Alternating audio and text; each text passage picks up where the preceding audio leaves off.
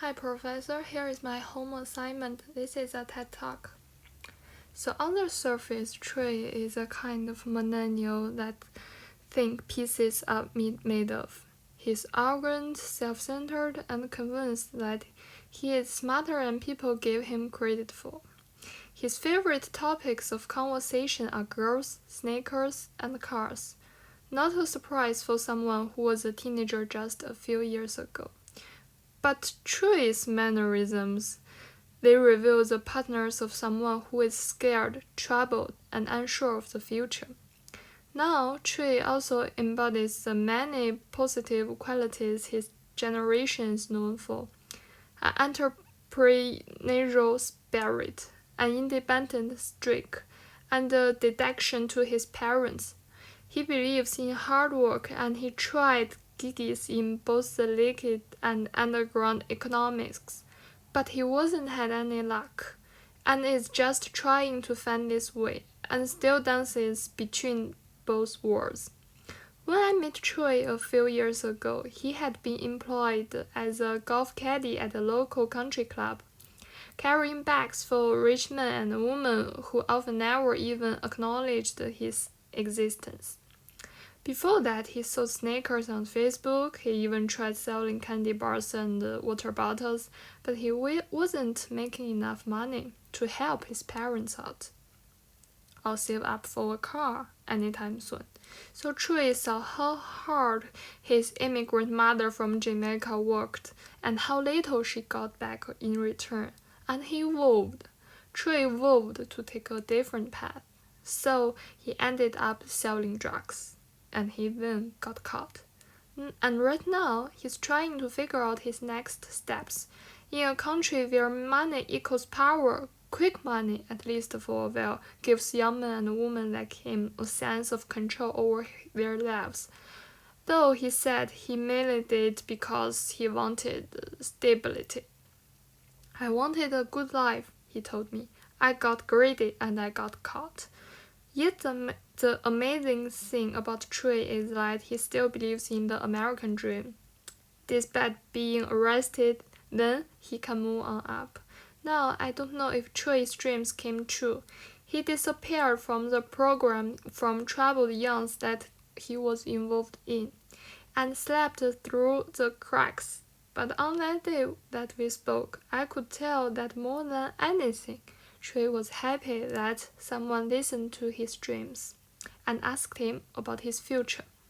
So I think about Chui and his optimism when I think of the reality that so many young black millennials face when it comes to realizing their dreams.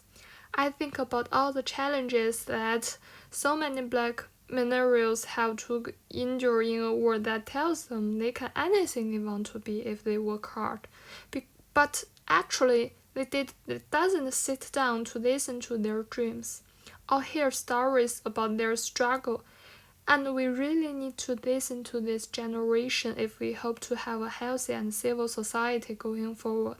Because millennials of color, they make up a fair chunk of the US and the world population.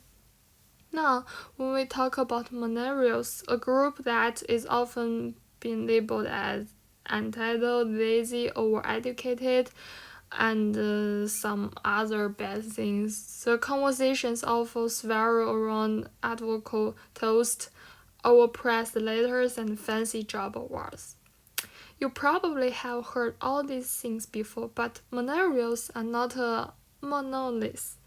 Actress Lena Durham may be the media's representation of his generation, but Chui and other voices like his are also part of the story. In fact, millennials are the largest and most diverse adult population in this country.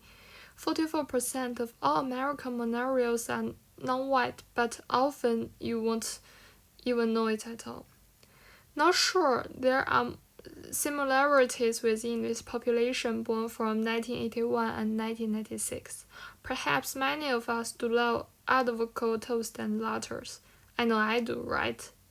But there are also extreme differences often between millennials of color and white millennials. In fact, all too often it seems as though we are virtually living in different worlds, in different countries. Now, Black millennials, a group that I have researched for a book I recently wrote, are the perfect example of the blind spot that we have when it comes to this group. For example, we have lower rates of home ownership, we have higher student debt, we get ID'd more at voter registration booths, we are in and we make less money.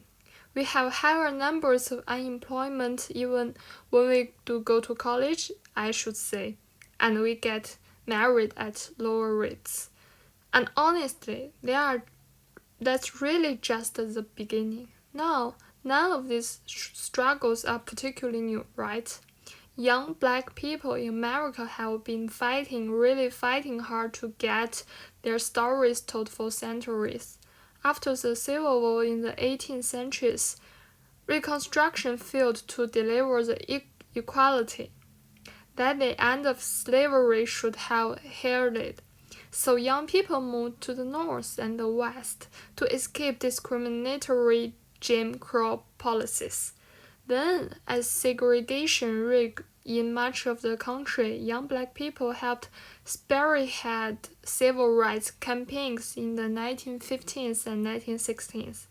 After that, some people embraced black power and then become black partners. And then the next generation, they turned to hip hop to make sure their voices are heard. And then Obama, hopeful that he too may bring something to change. And when that failed, when we realized we were still brutalized and battered, and we had to let the world know that our lives still mattered. Now, when technology allows more video of our pain and struggle to be broadcast to the world, we wonder what is next? So here is my homework assignment. Thank you, Professor. Thank you for your listening.